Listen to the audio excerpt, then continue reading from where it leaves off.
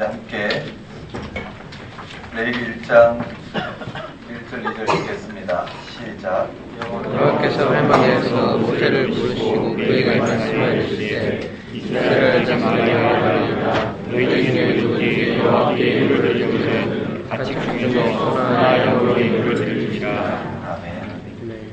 하나님 아버지, 저희들을 불러주신 모양대로 하나님 앞에 서기를 원합니다.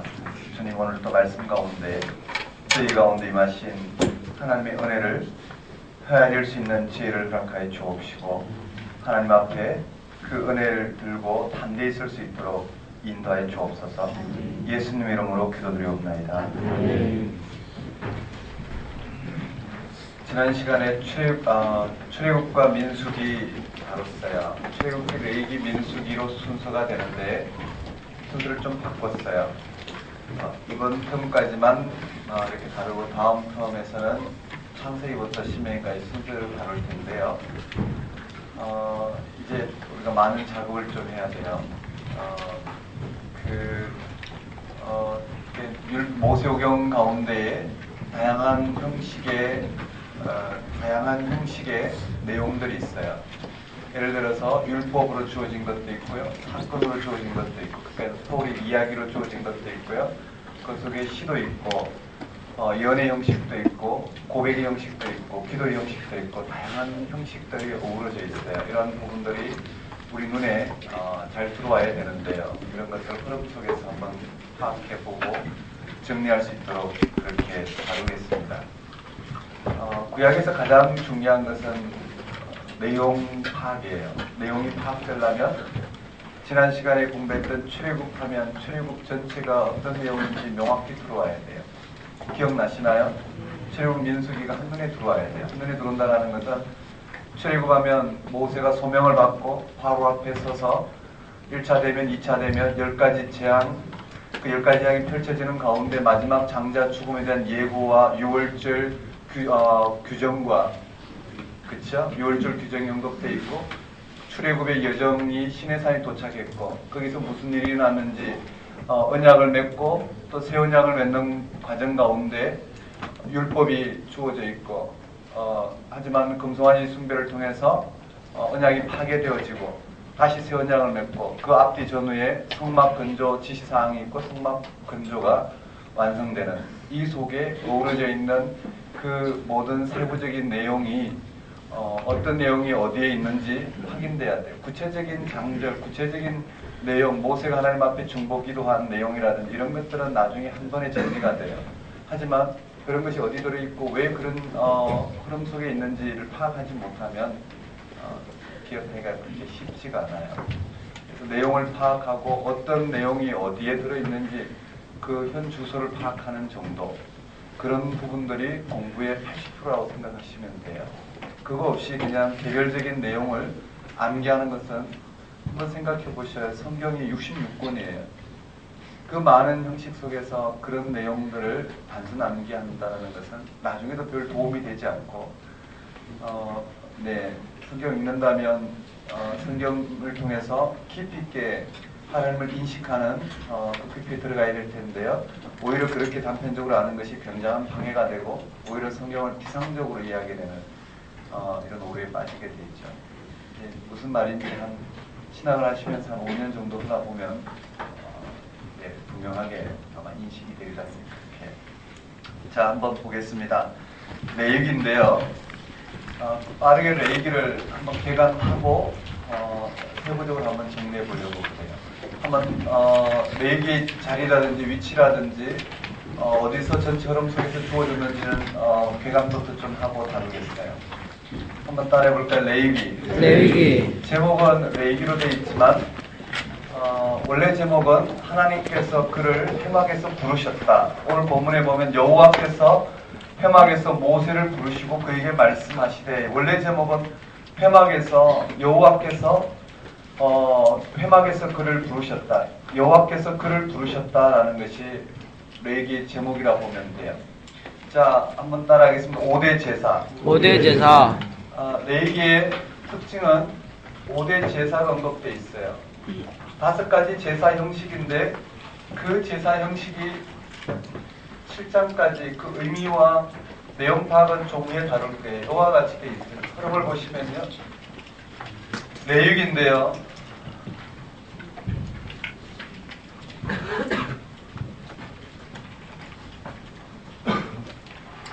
레위기인데 레위기에 첫 번째는 5가지 제사 형식이 나와요. 한번 따라해볼까요? 5가지. 5가지 제사 형식. 제사 형식. 5대 제사. 5대 제사. 5대 제사가 나와요. 그걸 먼저 내용을 한번 써보면은요. 한번 따라해볼까요? 번제. 번제. 태워서 드리는 제사를 번제라 그러죠. 그 다음에 한번 따라해볼까요? 소제. 소제. 여기는 그 고기를 태워드리는 거. 여기는 곡식을 제사 드리는 거. 한번 따라해볼까요? 소제. 소제. 화목제. 화목제. 또는 감사제라 그러죠. 한번 따라해볼까요? 화목제. 화목제. 여기는 속죄제. 속죄제. 속죄제가 있고요. 5장에는 속건제가 있어요. 이 구분은 잘 안 되지만은요. 같이 묶어서 우리 개혁개정에는 같이 묶어서 설명하고 있어요. 한번 따라해볼까요? 5대 제사. 5대 제사. 번제. 번제. 소제. 소제. 화목제. 화목제. 속죄제. 속죄제. 속건제. 여기까지가요. 제사가 뭔지 소개하고 있어요. 즉 제사에서 예배를 소개할 때 예배가 뭔지, 주일낮 예배가 뭔지 쭉 개괄적으로 그 예배에 대해 소개하고 있다면요. 요 다음에 6장과 7장은 예배를 집례하는, 제사를 집례하는 제사장 입장에서 제사장이 이 예배를 어떻게 집례해야 되는지 제사장 입장에서 다시 한번 이 규정을 언급해주고 있어요. 한번 따라해볼까요? 제사장. 제사장. 그 제사장이 드리는 규정에 대해서 언급되어 있어요. 제사장이 이와 같은 제사를 어떻게 드려야 될지에 대한 규정이 언급되어 있어요. 한번 따라해볼까요? 제사장이 드려야 될 규정. 제사장 관점에서의 규정이 언급되어 있는데 한번 따라해볼까요? 번제, 번제, 소제, 소제, 화목제. 화목제. 네, 속죄제가 먼저 한번 따라볼까요? 번제, 번제, 소제, 소제, 속죄제. 속죄제. 네, 속죄제가 먼저 오고 여기에 화목제가 들어가 있어요. 한번 따라볼까요? 화목제, 화목제, 그다음에 속건제. 속건제. 네, 이 형식으로 주어져 있어요. 한번 따라해볼까요? 5대 제사. 5대 제사. 뒤에서 잘 안 보이시겠지만은요, 말로 따라하면서 교재를 보시면 될 것 같아요. 한번 따라하겠습니다. 5대 제사. 5대 제사. 번제, 번제, 소제, 소제, 화목제, 화목제, 속죄제, 속죄제, 속건제, 속건제. 그다음 제사장들이 드리는 규정. 제사장이 드리는 네, 규정. 제사장들 관점에서 그 규정을 다시 한번 읽어주고 있어요. 번제, 소제, 속죄제, 화목제, 속건제 이렇게 되어 있습니다. 이와 같이 제사 드리는 제사에 대한 규정과 특히 제사를 드려야 될 제사장들 관점에서의 제사장들이 지켜야 될 규정들을 언급하고 난 다음에 8장에는요. 제사를 드려야 되잖아요. 제사를 드려야 되는데 제사장이 없잖아요. 첫 제사장 위임식이 주어져요. 모세로부터 하나님의 선지자인 모세로부터 부름받은 아론을 통하여 이 제사를 감당해야 될 첫 제사장. 그러니까 여기에는요. 회막이라고 되어 있어요. 이 회막에서 성막을 완공하고 맞죠? 성막을 완공하고 그 성막에서 지성소에서 여호와 하나님께서 모세를 부르시고 그 성막에서 이와 같이 제사를 드리도록 규정하고 그리고 그 성막에서 제사를 집례해야 될 제사장 첫 제사장이 여기 위임되는 거예요. 한번 따라해볼까요? 첫 제사장. 첫 제사장. 8장에는 첫 제사장 위임식이 언급돼요. 첫 제사장 위임식 하면 아마 출애굽기 공부한 사람들은 알 거예요. 출애굽기 몇 장에 나오나요? 29장에 나와요. 29장에 출애굽기 29장 지금까지 배웠던 부분에 보면 출애굽기 29장에 그와 같이 성막을 완공하고 성막의 지시사항에 대해서 쭉 언급되면서 그 성막에서 이와 같은 제사장들이 하던 위임식의 규정이 있어요. 그 규정대로 그대로 지금 시행하고 있는 거예요. 한번 따라볼까요? 첫 제사장 위임식. 첫 제사장 위임식. 첫 제사장 위임식 했으니까 9장이 뭘까요? 첫 제사를 드리는 거예요. 율법을 제정하시고 그 율법이 그대로 시행되는 것이 레위기인데요. 한번 따라해볼까요? 첫 제사. 여기에 첫 제사를 드려요. 이 첫 제사를 드리는데요, 율법에 규정된 대로 드려요. 그런데 율법에 규정된 대로 제사를 드리지 않은 제사가 있어요. 그게 누가 나오냐면 나답과 아비후가, 한번 따라해 보겠습니다. 나답, 아비후. 10장에 보면 나답과 아비후가 나와요. 한번 따라해 볼까요? 잘못 드린 제사. 이 나답과 아비후는 아론의 아들인데, 이 나답과 아비후의 죽음을 다루고 있는 장이 10장이에요. 그러니까 잘못 드린 제사죠.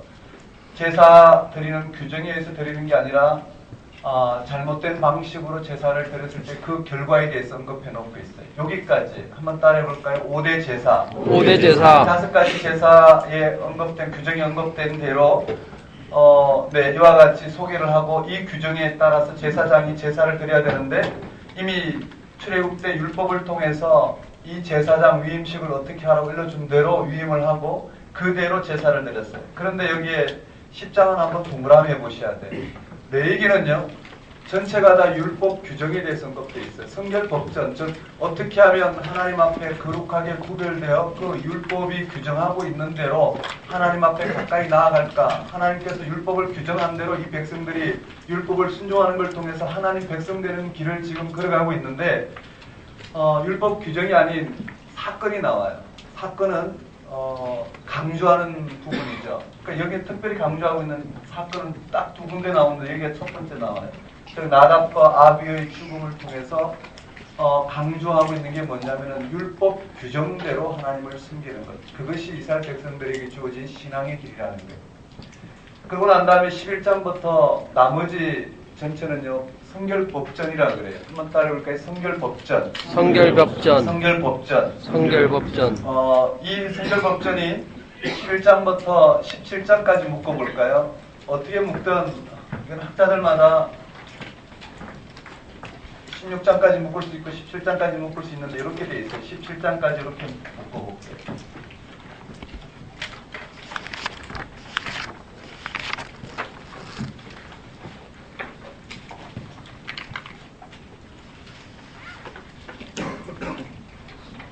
한번 따라하겠습니다. 정결법. 정결법. 정결법. 정결법.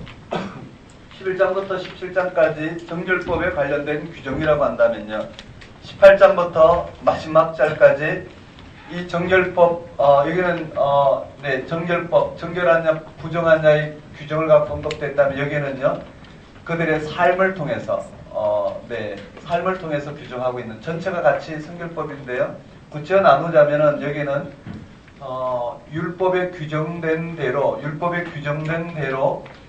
정결하냐 부정하냐 관점에서 특별히 이 율법에 언급된 정결 규례를 지켰느냐 않았느냐에 따라서 어떻게 하면 이 제사 형식을 통해서 하나님께 가까이 나아가느냐의 문제이고, 18장부터 마지막 장까지는 그들의 삶을 통해서 하나님 앞에 고백하는 형식으로 주어져 있어요. 한번 따라해 볼까요? 정결법. 정결법. 정결법. 정결법. 11장은요, 정결법 중에 정한 짐승, 부정한 짐승이에요. 정결한 짐승, 부정한 짐승이죠. 한번 따라해 볼까요? 정결한 짐승. 정결한 짐승. 정한 짐승, 부정한. 부정한 짐승에 대해서 언급되어 있어요. 그 내용은 좀 후에 다시 한번 살펴보기로 하고요. 첫 번째, 두 번째는요, 12장에 산모 관련 규정이에요. 한번 따라해볼까요? 산모 관련 규정. 산모 관련 규정. 산모 관련 규정인데, 간단하게 잡아보면 산모가 남자아이를 출산하면 남자아이는 7일 동안 부정하고 산모는 33일 동안 부정해요. 그래서 어떻게 접촉을 할 수가 없고 바깥 출입을 할 수 없고 성전에 나아갈 수 없어요. 여자아이를 낳으면 14일, 산모는 66일 동안 부정해요. 왜 그런지는 저한테 묻지 마십시오. 여러 가지 해석이 있지만은요, 특별히 제가 보기에는 여성을 차별한 게 아니라 보호하고자, 약자를 보호하고자 한 특별한 법이었지 않나 정도로 생각할 수 있어요. 자, 그 다음에요, 나병 관련 병이에요. 옛날에는 모든 피부병이나 이런 것들이 다 나병처럼 생각했죠. 한번 따라볼까요? 나병. 나병 관련 병인데요. 이 나병이 13장부터 14장까지 쭉 나병으로 표현되고 있는 모든 피부병에 대한 전염성 있는 피부병에 대한 규정이에요. 그 다음 15장에 가면 유출병 있는 네 번째인데 한번 따르고 유출병. 유출병. 예수님의 예수님께서 공생의 활동 중에 치병 사건들을 보면 분명히 드러나 있죠. 여기 보면은요, 그래요. 나병을 고친 사건도 있고요. 또 유출병 관련 규정에서 보면 거기에 유출병 있는 자, 설정한 자, 여인이 유출하면 그 유출병 걸린 자, 그 여인 고친 사건도 나와요. 한번 따라해볼까요? 유출병 관련 규정. 유출병 관련 규정. 여기까지 언급되어 있고 16장은 참으로 중요한 장인데 거기에 대속죄일이 언급되어 있어요. 한번 따라해볼까요? 대속죄일. 대속죄일. 여기 대속죄일이 언급되어 있고요. 며칠인가요? 7월 10일인데 맞죠? 대속죄일이에요. 그 다음에 17장에서는요.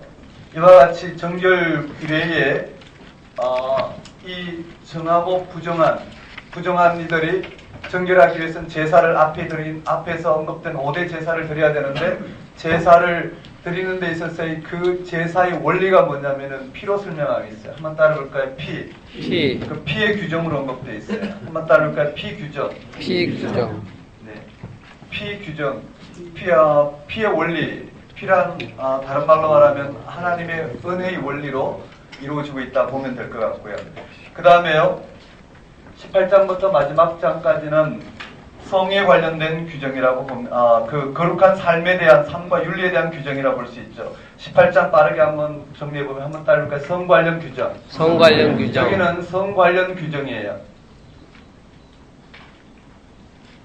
그 다음에 19장은 이 후반부에서 가장 중요한 장이라 할 수 있어요. 여기에요. 한번 따라볼까요? 거룩, 사랑. 이게 크게 대변되는 이 거룩과 사랑이라는 레위기의 주제, 특히 너희는 거룩하라. 왜냐하면 여호와 하나님이 거룩함이니라. 즉 이 거룩의 주제에 맞게끔 이들이 어떻게 하면 거룩과 하나님의 사랑을 드러내는 삶을 살아야 되는지에 대한 구체적인 지침들이 19장에 언급되어 있어요. 그리고는 20장에 보면은 한번 따라볼까요? 반드시 죽을 죄. 반드시 죽일 죄 언급되어 있어요. 그 다음 21장에 가면은요, 21장에 가면 특별히 제사장들의 성직자들의 삶과 윤리에 대해서 규정되어 있어요. 21장에 가면 한번 따라볼까요? 제사장 관련 규정. 제사장들의 삶에 대한 관련 규정이 언급되어 있어요. 전체가 다 뭘까요?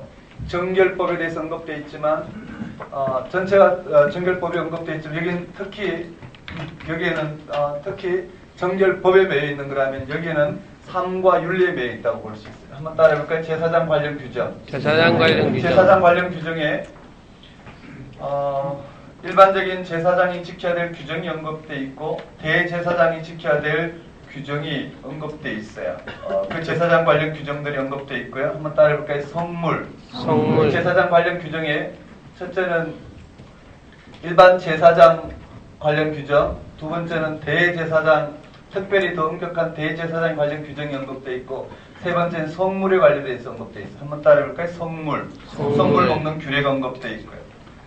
그 다음에 23장에 가면 절기가 나와요. 이들이 늘 365일이 그와 같이 하나님 앞에 구별되어야 되겠지만 특별히 그러한 구별된 날들을 위해서 지키는 절기들이 있어요.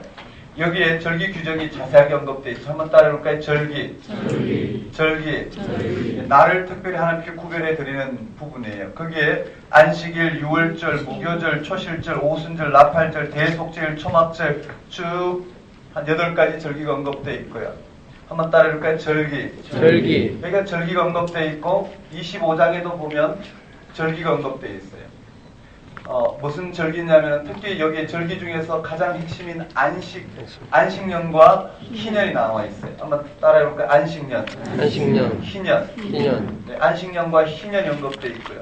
그 다음에 27장에 가면 서원에 대해서 언급되어 있어요. 한번 따라해볼까요? 서원. 이렇게 되어 있죠. 우리 아마 출애굽기에 절기가 어디 언급되어 있나요? 23장. 네, 맞죠? 그 율법에 관련된 장이 어딘지 알고 23장에 보면 그게 절기 네, 하나님을 섬겨라 이렇게 돼 있어요. 그 다음에 민수기는 어디 돼 있나요? 민수기 나시나요? 네, 민수기 어디 있죠? 30장. 민수기의 절기 위치 생각나나요? 네, 몇 장이죠? 28, 29, 30. 29, 30 맞나요? 28, 29, 30 레위기는요 23, 25, 27 이렇게 보면 돼. 자, 절기에 대한 언급이고요. 절기와 안식년, 희년 사이 24장에 보면 특별히 내용을 기억하기가 참 어려워요. 그 절기 규정과 희년 사이에 뭐가 언급되어 있느냐면요 24장에 보면 등잔불, 진설병에 관련된 규정이 있어요. 한번 따라해볼까요? 등잔불, 진설병. 여기에 특히 성막에 등잔불과 진설병 관련 규정이 있고요. 그리고 여기에 한 사건이 나와요. 저기 앞에 나왔던 여기 나답 아비후 죽음과 함께 언급된 사건이 하나 나와요. 한번 따라해볼까요? 하나님 이름을 회방한 자, 처벌 사건. 여기 한번 따라해볼까요? 제사 규례를 어긴 제사자, 처벌 사건. 같은 맥락으로 보면 그러겠죠. 여기는요, 이와 같은 정결 규례 속에서 하나님 이름 한번 따라하겠습니다. 하나님 이름. 하나님의 이름. 하나님 이름을 회방한 자, 처벌 사건이 나와요. 그리고 그 밑에 보면 보상법이 나와요. 보복법이라 해야 되겠죠. 한번 따라볼까요? 보복법. 보복법. 네, 이렇게 돼 있네요. 그리고 여기에 언급된 마지막 26장 가보면은요, 축복과 저주가 언급되어 있어요. 한번 따라해볼까요? 축복, 저주. 그 마지막 소원 이렇게 돼 있어요. 지금 제가 레위기를 너무나 평면적으로 살펴봤어요. 원래 그 의미 규정을 밝히면서 하나씩 입체적으로 살펴봐야 되는데요. 일단 네, 뭐가 있는지 진도를 좀 뽑기 위해서 살펴봤어요. 한번 따라해볼까요? 5대 제사. 5대 제사. 네, 다섯 가지 제사 언급되어 있고요.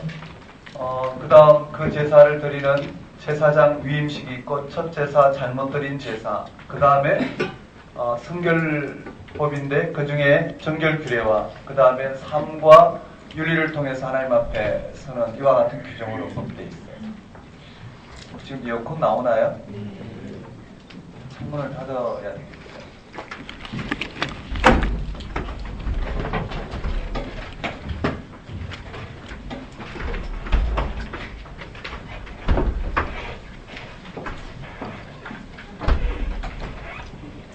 자, 그러면 한번 본격적으로 들어갔으면 좋겠어요. 우리 교재에 보면 내용이 최소 단위로 이루어져 있어요. 그 이유는 내용이 많다 하더라도 그런 게 별 도움이 안 될 수 있어요. 최소 단위로 해놓은 것은 여러분이 여기다가 정리를 해서 마무리를 하셔야 돼요. 어떻게 마무리하는지 단권한 작업에 대한 원리를 말씀드렸어요. 강의 내용을 들은 걸 정리하고, 그 다음에 우리 네, 정리하는 게 어려워하셔서 지난주에 하나 이렇게 편집해서 나갔어요. 별 내용은 없는데요. 최종 정리를 어떻게 할 건가, 각 장 제목 정도를 적었어요. 그 내용을 파악하도록 유도했고요. 그 다음에 기출문제와 연습문제를 통해서 레위기의 내용을 어떻게 다뤄야 될지를 만지다 보면 성경을 읽으면서 단권화하는데 좀 도움이 되지 않을까 생각해요. 우리 좀 후에 해볼 거고요. 월요일, 화요일 복음서 특강 때 복음서를 어떻게 단권화하는지, 전체 정리하는지, 복음서 수준 한 90% 수준에서 입시준비 또는 복음서를 소화하는 90% 수준에서 일단 끝내보려고 그래요. 오늘도 한번 보겠습니다. 우리 레위기 보기 전에 레위기 자리가 어디에서 나와 있는지 살펴보려면은요, 여러분 출애굽 시내산에서 출발해서 그 출애굽에서 애굽에서 출애굽해서 시내산에 도착해요. 여기 시내산 도착해서 네, 하나님과의 이스라엘 백성과 하나님과 언약을 맺고 출애굽한 목적을 이루고 다시 시내산을 출발해요. 그리고 난 다음 민수기에서 모압 평지에 도착했죠. 이렇게 되었어요. 자, 시내산 도착이 출애굽기 몇 장인가요? 19장이죠. 그러면 출애굽한 이후 얼마나 걸렸죠? 언제 도착했나요? 3개월. 얼마나요? 3개월 걸렸어요. 그러니까 1년 맞죠? 출애굽 원년을 1년을 따지면 0년은 없잖아요. 1년 3월이에요. 3월. 3개월 걸렸단 말이에요. 그 시내산에 도착해서 시내산 출발하기까지 여기 성막을 네, 완공을 해요. 한번 따라볼까요? 성막 완공. 성막 완공이 언젠가요? 2년 2월 1일인가요? 네, 2년 2월 1일 성막을 완공을 해요. 그러고 난 다음 시내산 출발해요. 언젠가요? 20일. 2년 2월 20일. 맞습니까? 네. 맞죠? 네. 그러면은 성막을 완공하고 이곳에서 여호와의 영광이 이 지성소의 언약궤 위에 여호와의 영광이 자정하고 그곳에서 지금 모세를 부르시죠. 맞나요? 레위기 1장 1절에 보면 여호와께서 회막에서 모세를 부르셨다라고 되어 있어요. 그러니까 부르시고 말씀을 주시고 그 말씀대로 규정한 네, 성결 하나님 앞에 얼마나 구별되어야 되는지에 대한 훈련이 이만큼 있겠죠. 맞나요? 이건 문학적으로 보는 거예요. 실제 삶의 자리는 달랐을 거예요. 하지만 성경에서 그것을 표현하기 위해 이와 같이 약 한 20일, 즉 한 달 정도 이 성결 훈련을 하고 어떻게 해요? 시내산을 출발하는. 이미 여태 율법이 주어졌어요. 맞죠? 율법이 주어지고 출발하기까지 약 한 1년 정도 시내산에서 율법 교육과 그 중에 특별히 회막을 완공하고 30일 정도 하나님 앞에 구별되어지는 훈련을 하고 이와 같이 출발하는 형식으로 되어 있다는 거예요. 이 정도를 보고요. 우리 1장 1절의 내용을 통해서 레위기 전체를 한번 살펴보고자 해요. 여러분 레위기에 보면 이렇게 되어 있어요. 이스라엘 자손에게 말하여 이르라. 2절에 보면 너희 중에 누구든지 여호와께 예물을 드리려거든 가축 중에서 소나 양으로 예물을 드릴지니라. 뭐라고요? 누구든지 여호와께 예물을 드리려거든 예물을 드릴지니라. 뭐로요? 네, 가축 중 소나 양으로 되어 있어요. 그 전체 흐름을 한번 살펴보면은요. 누구든지 여호와께 예물을 드리려거든 예물을 드릴지니라. 무엇 중에서요? 가축 중에서 소와 양으로. 이게 지금 레위기에 나오는 이 제사법에 대한 규정이에요. 다른 말로 말씀드리면 예물을 드리려거든 예물을 드릴지니라. 여러분 잘 아시는 마가복음에 나오는 코르반인데요. 이 내용을 조금 풀어보면 원어의 뜻을 좀 풀어보면 무슨 뜻이냐면요. 예물을 드리려거든 그 말은 예물을 드리다라는 단어가 오늘 우리 가운데 잘 안 와닿아요. 그냥 예물을 드리다라는 것은 이 예물을 그냥 하나님께 드리면 되느냐 그 정도 단어 규정은 아니에요. 조금 더 풍성하게 살펴보면 누구와 누구가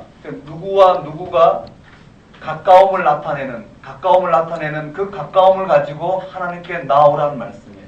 즉 다시 말씀드리면 예물을 드리려거든 예물을 드릴지라라는 것은 여호와 하나님께서 이스라엘 백성들에게 이 백성들이 하나님께 가까이 나아올 수 있는 그것을 허락하셨는데 이 백성들이 하나님께 가까이 나아오려거든 그 가까움을 가지고 하나님께 나아오라는 뜻이에요.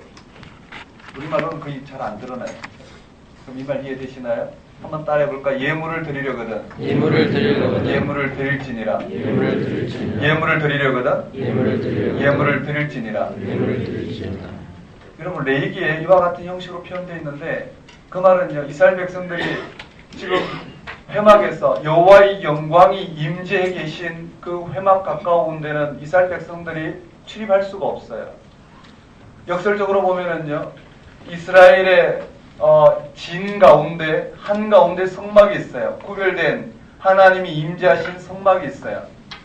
하나님이 이스라엘 백성과 함께하지만 그 누구도 하나님의 회막 가운데 들어갈 수가 없어요. 1년에 한 차례 대속죄일 날 아론이 모든 백성의 죄를 다 속하고 난 다음 이 지성소에 유일하게 들어갈 수 있었어요. 그것도 만일 죄가 속해지지 않았으면 하나님의 영광에 그 영광의 발현 앞에 이 죄가 속하지 않은 이 백성들의 죄를 물어서 대제사장이 여기서 심판당하는, 징벌당하는, 죽게 되는 이런 일들이 일어난단 말이에요. 그런 면에서 봤을 때 이스라엘 백성들은 하나님 앞에 구별되어 하나님의 임재 가운데 계시지만 그 누구도 하나님 앞에 가까이 갈 수 없는 백성들이에요. 그런 백성들을 향하여 하나님은 어떻게 회막 가운데 모세를 부르셨단 말이에요. 모세도 하나님 앞에 나아갈 수 없는데도 불구하고 하나님은 모세를 부르셔서 뭘 말씀드리냐면은 이스라엘 백성들 가운데 임재해 계신 그 하나님 앞에 가까이 나아오려거든 하나님이 이 부정한 백성들, 하나님 앞에 부정한 이 백성들이 어떻게 하면 하나님께 가까이 나올 수 있을지를 일러주시고 그 가까이 일러주신 그 방식대로 하나님께 가까이 나오라는 것이 바로 레위기 제사법의 원리라는 거예요. 그것이 1장 2절에 언급되어 있다는 거예요. 여러분 한번 따라하겠습니다. 예배를 드리다. 예배를 우리 드리다. 말로 말하면 어떻게 해요? 너희가 예배를 드리려거든 예배를 드릴지니라. 뭐를 가지고요? 너희 중에 있는 믿음을 가지고. 이렇게 되겠죠. 맞나요? 너희 중에 있는 믿음을 가지고 예배를 드리거든 예배를 드려라. 근데 예배를 드린다는 게 도대체 무슨 말이냐라는 거예요. 레위기에서는 예물이라는 단어를 썼죠. 너희가 예물을 드리려거든 가축 중에 소와 양으로 예물을 드릴지니라. 그게 예물을 드리라는 뜻이 가까움을 나타내는 그 무엇 이렇게 돼 있어요. 하나님이 하나님께 나오도록 가까움을 드러내는 그 무엇을 가지고 또 가까움을 나타내는 그 무엇이지만 또 동사로 쓰이면 어떻게 해요? 가까이 나아가다라는 뜻이에요. 그러니까 가까이 나아감을 드러내는 그 무엇을 가지고 가까이 나아오라 이렇게 규정한 것이 바로 레위기란다. 다시 말씀드리면요. 하나님께서 이스라엘 백성들에게 율법을 베푸셨어요. 하나님께 가까이 나올 수 있는 길을 가르쳐줬죠.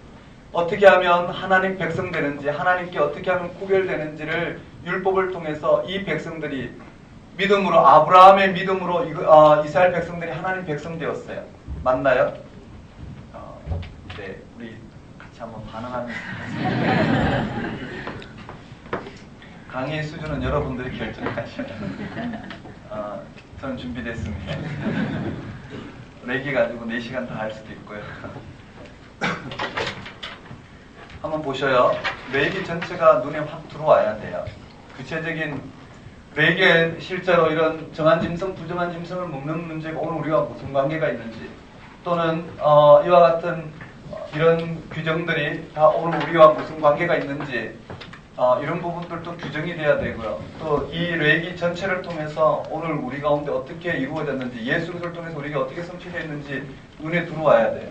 그렇지 않으면요 우리는 여전히 구약의 율법 시대를 살아가게 돼요. 이런 부분들에 대한 확신들이 예수 그리스도를 통해서 우리 가운데 조명이 돼야 되는데 그러려면 레기 전체가 좀 잘 규정이 돼야 돼요. 네, 그런 관점에서 보면은요 한번 보셔요. 아브라함의 믿음을 통해서 이스라엘 백성들이 하나님 백성 되었죠. 맞나요? 아브라함의 믿음을 통해서 하나님 백성 되었는데 그 하나님 백성을 아브라함의 믿음을 통해 언약을 하시고 하나님은 이 백성들을 당신 백성 삼으시겠다고 약속하시고 그리고는 어떻게 해요? 이 백성들을 430년 후에 애굽의 종된 이들을 불러내어서 시내산에 불러내어서 이 19장에 출애굽기 19장에 시내산에 도착하고 그리고 출애굽기 20장에서 하나님은 당신 백성 삼으시고 당신 백성으로서 살아가야 될 이 땅에 살아가야 될 구별된 길, 즉 신앙의 길, 즉 여호와 하나님의 백성으로서 살아가야 될 길을 율법을 통해서 일러주셨어요. 맞죠? 그러니까 율법의 길이라는 게 무엇이냐면요. 율법을 순종한다, 섬긴다는 게 무슨 말이냐면요. 이스라엘 백성들이 십계명을 들어볼까요? 십계명을 들어서 탐내지 말라는 말씀을 주셨어요. 그럼 탐내지 말라는 그 계명 앞에 이스라엘 백성들이 어떻게 하면 하나님 백성으로서 구별될 수 있을까? 탐내지 말라는 계명을 통해서 어떻게 하면 구별될 수 있을까? 이스라엘 백성들이 탐내지 말라는 이 계명 앞에 섰더니 자신들이 하나님 앞에 구별되도록 부름을 받았지만 하나님이 탐내지 말라는 이 계명 앞에 섰을 때 이들은 어떻게 해요? 탐내지 말라는 이 계명을 지킬 수 없는 죄인이라는 것이 깨닫게 된단 말이에요. 맞나요? 탐내지 말라는 이 계명 앞에서 실제로 탐내지 말아야 되는 이 법을 정해놓고 실정법은 지킬 수 있어도 그 실정법을 지키고자 하는 오늘 우리들의 이 속을 들여다보니까 탐심이 있더라는 거예요. 맞죠? 탐심이 있더라는 거예요. 그 탐심 앞에 서서 탐내지 말라는 계명 앞에 서서 내가 탐심이 있다는 걸 알고 난 도저히 탐내지 말라는 이 계명을 지킬 수 없다는 오늘 우리의 실존을 파악하게 되고 하나님 앞에서 뭘 고백하게 되냐면 부정함을 고백해요. 이해되시나요? 하나님 앞에 나는 죄인이라는 부정함을 고백했을 때 그 부정한 죄인이 하나님 앞에 나오는 길을 가르쳐줘요. 그 부정한 죄인이 하나님 앞에 나올 수 있는 길이 뭔가요? 제사 규정이란 말이에요. 이해되시죠? 이 속죄제라는 제사 규정을 통해서 하나님 앞에 제사를 드림으로 말미암아 하나님 나는 부정한 죄인입니다 했을 때 하나님 뭐라고요? 부정한 죄인이 하나님께 가까이 나오도록 하나님께서 그 가까움을 드러내는 길을 허락하셨다. 그것이 뭐냐면 제사인데 헌제자가 이와 같이 죄인이라고 고백하고 있는 헌제자가 제물을 소와 양을 통해서 자기 죄를 고백하고 그 제물을 잡아서 하나님께 드린단 말이에요. 그걸 통해서 하나님은 우리를 다시 의롭다 하신다라는 거예요. 의롭다 하시는 그 의로움을 통해서 하나님 다시 다스림을 경험하고 그 길을 통해서 이 백성들은 하나님 앞에 구별되어진다라는 거예요.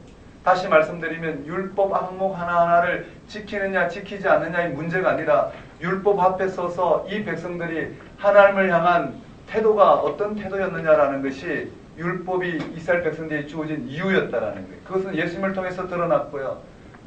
다윗을 통해서도 하나님의 율법을 지켜 행한 왕이라는 평가를 통해서 드러났어요. 일단 율법의 1차적 기능은 그와 같다고 볼 수 있어요. 본질적 기능이라 해야 될까요? 다시 한번요. 레위기는요. 부정한 인간이 하나님으로부터 부름을 받았지만 여전히 우리는 세상으로부터 구별되지 않았어요. 구별된다고 율법의 계명을 지키고자 하지만 여전히 우리의 죄성은 극복되지 않아요. 이런 죄성을 하나님은 어떻게 해요? 당신의 은혜로 말미암아 내 제사의 형식을 통해서 우리가 우리의 죄를 구하고 그 제물을 잡아 드리면 하나님은 제사장을 통해서 고해 성사한 우리의 죄를 고백한 회개한 그 부분을 제사 행위를 통해서 오늘 우리의 죄의 고백을 받으시고 죄사함을 통해서 우리를 하나님 백성 되게 하는 이 다스림으로 인도하는 것이 바로 율법을 허락하신 이유요 레위기의 성결 법정의 원리라고 보면 될 것 같아요. 제가 설명이 잘 되는지 모르겠지만은요. 그런 의미에서 봤을 때 레위기는 뭐라고요? 하나님께 가까이 나오려거든 하나님께서 가까이 나올 수 있는 길을 가르치는 방식대로 가까이 나오라는 게 그것이 두 가지예요. 어떻게 해요? 성결 법과 같이 이와 같은 구체적인 규례와 그 다음에 18장부터는 그들의 삶과 윤리 가운데 구체적으로 마련된 그 정결 규례대로 하나님 앞에 구별된 백성으로 살아가는 것. 그것이 이스라엘 백성들에게 주어진 성결 법전이라는 것. 되셨나요? 그럼 한번 따라해 볼까요? 가까이 나오려거든. 가까이 나오려거든. 가까이 나오도록 허락한 그 무엇을 가지고 가까이 나오라. 가까이 나오라. 그게 예물을 드리려거든 예물을 드릴지나라는 이 레위기 전체의 원리라는 거예요. 그렇게 본다면 오늘 우리는 뭘까요? 오늘 우리는 예배를 드려요. 맞죠? 하나님이 우리에게 가까이 나오도록 허락한 그 무엇을 가지고 우리는 하나님 앞에 서요. 그게 뭔가요? 믿음이라고 할 수 있겠죠. 어떤 믿음인가요? 예수 그리스도가 나의 그리스도시요 주님이시라는 고백이에요. 그럼 여기 두 가지 문제가 발생해요. 예수가 나의 그리스도요 주님이라고 고백했을 때 오늘 우리는 예수가 나의 그리스도요 주님으로서 하나님 앞에 서요. 맞죠? 하나님 앞에 서서 하나님이 예수가 나의 그리스도의 주님으로서 나를 어떻게 다스리시는지 나에게 예수가 그리스도 되게 하시고 주님 되게 하심으로 나에게 무엇을 약속하시고 내가 무엇을 누리도록 하나님께서 허락하셨는지 그것을 가지고 하나님 앞에 선단 말이에요. 근데 우리가 예배를 드린다고 그러죠. 자, 한날 예배의 자리에 서서 우리 하나님 앞에 예배를 드려요. 그러면 예배를 드리는 규정대로 우리가 예배를 드려요. 우리는 아침에 일주일 전부터 예배 자리에 나가기 위해서 우리는 거룩하게 하나님 앞에 구별된 훈련을 해요. 이 주일날 한날 예배를 드리기 위해서 우리는 우리의 생각과 우리의 모든 부분들을 정결하게 하고, 특별히 예배를 맡은 사람들은 기도로 준비하면서, 기도 순서나 아니면 집례나 아니면 설교를 맡은 자는 끊임없이 하나님 앞에 가까이 서기 위해서 준비를 해요. 그리고 주일날 아침 일찍 목욕을 하고 속옷을 갈아입고 온 생각을 하나님께 집중하며 거룩한 찬송을 부르며 말씀을 묵상하며 하나님 앞에 나왔어요. 그리고 예배, 하나님께서 무슨 말씀하시는지 온통 예배에 집중해 예배를 드려요. 그 예배를 마치고도 주일 성수라는 개념으로 아무 일도 하지 아니하고 순전히 경건하게 집에 와서도 극동방송을 틀어놓고 온몸 아멘 할렐루야 외치면서 잠자기 전까지 12시 땡 하기까지 하나님 앞에 드려져요. 우리는 그걸 참된 예배라, 제가 뭐 어떤 형식으로 말씀드려도 그걸 우리는 좀 참된 예배라 이야기할 수 있지만 아니에요. 그런 부분이 진짜 예배를 드리냐 드리지 않느냐, 내가 설교를 얼마나 잘 듣느냐 없느냐 이런 문제가 아니라는 거예요. 제가 말씀드린 거는 이 성서적 관점에서 보면은 그런 것이 예배의 그런 건 예배 형식이라고 이야기하는 거예요. 그게 지금 바리새인들, 예수님 왔을 때 바리새인들이 예배 앞에 머물렀던 자리예요. 그런 게 문제가 아니라는 거예요. 뭐냐면은요, 여기 레위기에도 언급되어 있듯이요, 레위기에도 언급되어 있듯이 제사의 형식과 실제 이와 같은 삶의 자리가 있었던 것처럼요, 예수가 그리스도요 주님이라는 이 고백을 실제 내 삶의 자리에서 실제로 살아내는 거예요. 정말 예수가 나의 그리스도이시오 주님이신 그 사건을 통해서 하나님이 나에게 약속하신 이 땅에 내가 나를 성취시키고 이 땅에 나를 뭔가 내 의를 위해서 살아가는 이 삶이 아니라 나는 그 삶이 십자가에 못 박히고 순전히 예수가 그리스도시여 주님이 되시는 이 은혜 가운데 우리를 불러주셨어. 우리는 그것을 고백하고 있고 거기에 우리의 모든 생명이 놓여있음을 우리는 고백해요. 그 삶이 실제 내 삶 속에 드러날도록 내가 옳다고 생각하고 내가 판단하고 생각하고 하는 이 모든 삶을 어떻게 상대화시키고 오직 하나님이 이 땅 가운데 생명을 살리고자 당신을 계시하신 방식대로 우리가 살아가는 그 삶을 붙들고 그 삶을 가능하게 하신 그 하나님이 우리를 온전하게 하나님의 영광에 휩싸일 수 있도록 약속하신 그 하나님의 은혜를 고백하며 예배 자리에 나와요. 그 예배 자리는 좀 목욕 좀 안 해도 괜찮아요. 좀 분주해도 괜찮아요. 좀 어떻게 해요? 예배 시간 좀 산만해도 괜찮아요. 무슨 말이냐면요, 예배 드리는 근본적인 그 삶의 태도가 중요하다라는 거예요. 이 말은 제 말이 아니라 이사야와 아모스와 구약의 연자의 모든 연자의 태도예요. 예수님도 마찬가지예요. 안식일에 대한 부분부터 시작해서 형식을 파기했단 말이에요. 형식이 중요하지 않다라는 게 아니라 예배란 이스라엘 백성들이 하나님 백성으로 부름을 받았고 하나님 백성으로 살아간 삶의 자리가 있었어요. 이와 같이 철저히 하나님 한 분만을 의존하고 하나님이 그의 모든 생사화복의 주관자이시고 주관자이신 하나님이 아브라함과 언약을 하시고 모세를 통해서 언약을 하시고 다윗을 통해서 언약을 하신 하나님 한 분만을 섬기도록 불러주신 그 자리로 나오라고 끊임없는 예언자를 통한 계시를 이 역사 가운데 이스라엘 백성들 가운데 선포하셨어요. 그렇지만 이스라엘 백성들은 정작 어떻게 솔로몬 왕 이후부터 그들이 가나안 땅에서의 그 땅을 유지하기 위해서 이방과 동맹을 맺으면서 그 자력적으로 이스라엘 백성들이 땅을 지켜내기 위해서 여호와 하나님을 버리고 약속을 버리고 이방과 동맹하는 이러한 삶을 향해 나갔어요. 그러한 삶을 향해 나아가는 만큼 그들의 예배는 어땠을까요? 제사는 이와 같은 규정에 의해서 철저하게 드려졌다라는 거예요. 너무나 화려하게 그들이 형식으로 드려진 게 아니라 온 마음을 다해서 드렸을 거예요. 하지만 하나님은 그런 예배를 거짓 예배라고 이야기한단 말이에요. 왜냐하면 그들의 삶의 자리가 전혀 하나님이 그들의 주권자가 아니고 하나님이 그 약속 가운데 부르신 이스라엘 백성들의 그 길을 스스로 파괴한 자리에서 그러한 삶을 보장하도록 하나님 앞에 더 많은 예배의 형식을 가지고 예배의 재물을 가지고 예배에 대한 여러 가지 카리스마를 가지고 하나님 앞에서는 그 모든 것을 하나님은 피곤하다고 말씀하셔요. 마당만 밟았을 뿐이다. 헛된 재물을 가져오지 말라. 끊임없는 이런 부분이 이루어져 있어요. 이 레위기의 조명에 보면 이런 레위기 신학의 조명에서 예언자들은 많은 예언들을 그와 같이 들려주고 있어요. 여기까지 정도 정리하고요. 한번 따라해 봅시다. 예물을 드리려거든. 예물을 드리려거든. 예물을 드릴지니라. 예물을 드릴지니라. 그 원리에 의해서 이와 같이 5대 제사가 소개되어 있어요. 한번 따라해 볼까요? 번제, 번제, 소제, 소제, 화목제, 화목제, 속죄제, 속죄제, 속건제. 속건제. 그러고 난 다음 제사장들과 관련돼서 드리는 규정이 번제, 소제, 속죄제, 화목제, 속건제가 언급되어 있습니다. 그리고는 첫 제사장 위임식. 첫 제사장이 누군가요? 아론이 되겠죠. 누가 아론에게 안수했나요? 모세에게. 일단 첫 제사를 드리고요. 첫 제사도 그 규정이 언급되어 있어요. 그렇지만 제사 드리는 규정에 의해서 드리지 않은 이 나답과 아비의 죽음을 다루고 있고요. 그러고 난 다음 정결법에 대해서 17장까지 언급되어 있어요. 여긴 정한 짐승, 부정한 짐승, 산모 관련 규정, 나병 관련 규정, 유출병 관련 규정, 그리고는 대속죄일이 언급되어 있고요.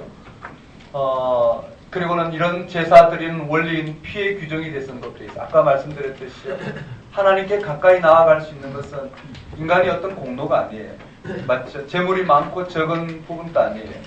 순전히 하나님께서 그 길을 허락하시고 우리는 하나님 허락하신 그 길대로 순종하여 나아가는 것, 그것만이 우리의 죄사함을 통해서 하나님이 다스리는 유일한 길이라는 거예요. 이해되시나요? 피의 원리란 뭘까요? 짐승의 피를 잡아 하나님께 드림으로 말미암아 우리가 죄를 사함 받는다라는 것은 피란 우리의 어떠한 의, 우리의 어떠한 공로를 통해서 우리가 이 땅에 무엇을 어떻게 하는 것을 통해서 하나님 앞에 우리가 구별되어지는 게 아니라 하나님께서 구별하도록 허락하신 그 카리스마, 그 제도를 통해서 오늘 우리가 어떻게 해요? 구별되어질 수 있다는 거예요. 맞죠? 우리의 상태에 있는 게 아니라 하나님이 약속하신, 하나님께서 허락하신 그것이 바로 이 피라고 보면 돼요. 오늘 우리는 뭘까요? 예수 그리스도의 십자가의 죽음을 통한 오늘 우리의 죄사함이 우리의 믿음을 통해서 주어진 것처럼 하나님 의의 계시, 하나님이 당신의 의를 계시하시고 우리는 그것을 믿음을 통해서 하나님께 나아가는 것처럼 전적인 하나님의 은혜를 드러내는 사건이 바로 피의 규정을 통해서 설명되고 있다 보면 돼요. 그러고 난 다음에요, 삶과 윤리를 통해서 언급되는 부분이 이와 같이 연결되어 있어요. 자, 그렇다면 우리 하나씩 내용을 한번 볼까요? 먼저 교재에 보면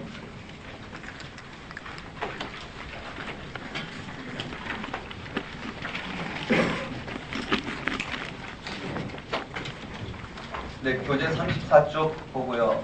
구교재를 갖고 계신 분들은 레위기 앞장, 레위기 바로 앞 출애굽기와 레위기 사이에 보면 5대 제사 드리는 규정들에 대해서 성경 내용들을 좀 정리해 놓은 부분들이 있어요.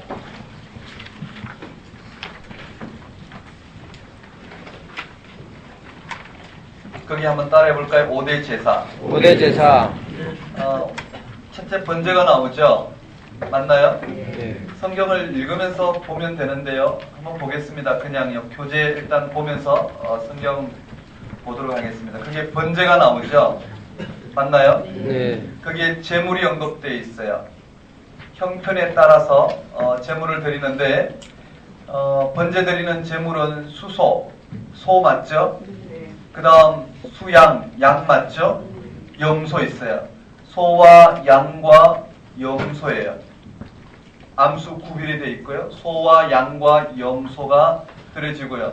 또 산비둘기, 집비둘기가 드려져요.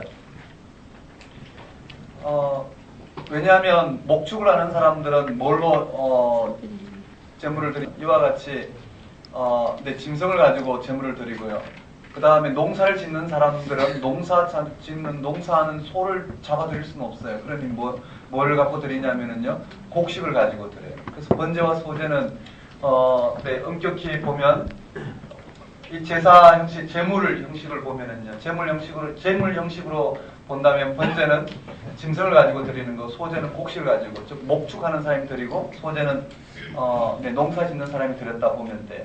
거기에 소와 양과 염소가 언급되어 있고요. 산비둘기, 집비둘기 언급되어 있어요. 잡는 장소가 회막문, 제단 북편, 제단 다 같은 부분이라 보면 돼요. 그 다음에 방법인데요. 가져온 자가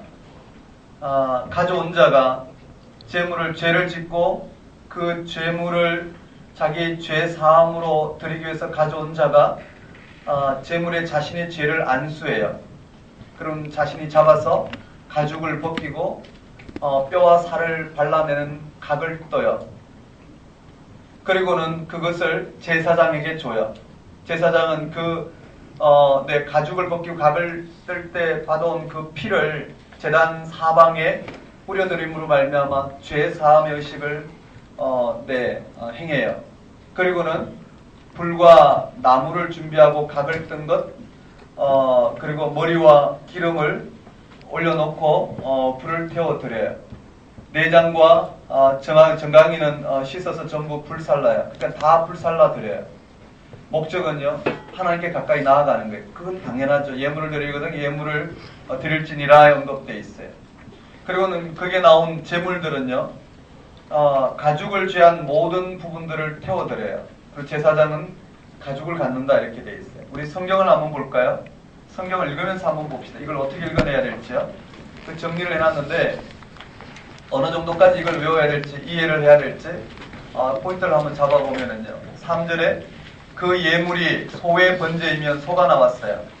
소를 갖고 드릴 때는 수컷으로 드리는데 회막문에서 여호와 앞에 기쁘게 받으시도록 드릴지니라. 회막문에서 그는 번제물의 머리에 그는 누굴까요? 죄를 짓고 제물을 가져온 사람이에요. 번제물을 머리에 안수할지니 그를 위하여 기쁘게 받으심이 되어 그를 위하여 속죄가 될 것이다. 자기 죄를 전가하는 거예요. 그리고 5절에 그는 여호와 앞에서 그 수송아지를 잡을 것이요 아론의 자손 제사장들은 그 피를 가져다가 회막문 앞 제단 사방에 뿌릴 것이. 어디다 뿌린다고요? 제단 사방에 뿌린다라는 거예요. 그는 또 번제물의 가죽을 벗기고 각을 뜰 것이다. 가죽을 제외한 나머지는 다 뼈와 살과 장기로 구분할 거예요. 그리고 7절에 제사장 아론의 자손들은 제단 위에 불을 붙이고 불 위에 나무를 벌려놓고 아론의 자손 제사장들은 그 뜬 각과 머리와 기름을 제단 위 불 위에 있는 나무에 버려놓을 것이며 그 내장과 정강이를 물로 씻을 것이요 제사장 그 전부를 제단 위에 불살라 번제로 드릴 거라. 태워드리라는 거예요. 이는 곧 화제라. 여호와께 향기로운 냄새라. 이와 같이 태워드리는 거예요. 거기까지가 지금 흠없는 수소를 드리는 거예요. 한번 따라해 볼까요? 흠없는 수소. 소를 드리는데 잡는 장소는 제외시켜도 될 것 같아요. 가져온 자가 안수하죠. 맞나요? 네. 가져온 자가 잡죠. 피와 가죽과 나머지를 다 분류해요. 그리고는 어떻게 해요? 제사장에 주면 제사장은 피를 어디다 뿌린다고요? 제단 사방에 뿌려요. 나머지는요 다 태워드리는 거예요. 되셨나요? 가죽을 제외한 나머지는 다 태워드려요. 그 다음에 한번 봅시다. 수양과 수염소. 만일 10절에 그 예물이 가축대의 양이나 염소의 번제이면 양과 염소이면 흠없는 수컷으로 드리라. 수컷으로 돼 있어요. 그가 제단 북쪽 여호와 앞에서 그것을 잡을 것이요. 제단 북쪽 여호와 앞에서 잡을 것이요. 같은 장소를 말해요. 아론의 자손들은 그것의 피를 제단 사방에 뿌릴 것이며 그는 그것의 각을 뜨고 그것의 머리와 그것의 기름을 베어낼 것이요 제사장 그것을 다 제단 위에 불 위에 있는 나무 위에 버려놓을 것이며 그 내장과 그 정강이를 물로 씻을 것이요 제사장은 그 전부를 가져다가 제단 위에서 불살라 번제를 드릴 것이니 이는 화제라. 여호와께 향기로운 냄새라. 되셨나요? 똑같은 것이었어요. 14절에 만일 여호와께 드린 예물이 새의 번제이면 새예요. 집비둘기 새끼로 예물을 드릴 것이요 제사장 그것을 제단으로 가져다가 그것의 머리를 비틀어. 그런데 누가 잡나요? 제사장이 잡아요. 맞죠? 여기선 제사장이 머리를 비틀어 끊고 불사르고 피는 제단 곁에 흘릴 것이며. 맞죠? 피를 받을 수는 없을 거예요. 피가 조금 나올 거예요. 비둘기 잡아보셨나요? 참새 잡으면요, 참새 피 한 방울 나와요. 비둘기 피 한 방울 나올까요? 두 방울 나올까요? 쉬는 시간에 누가 가서 한번 참아보세요. 네.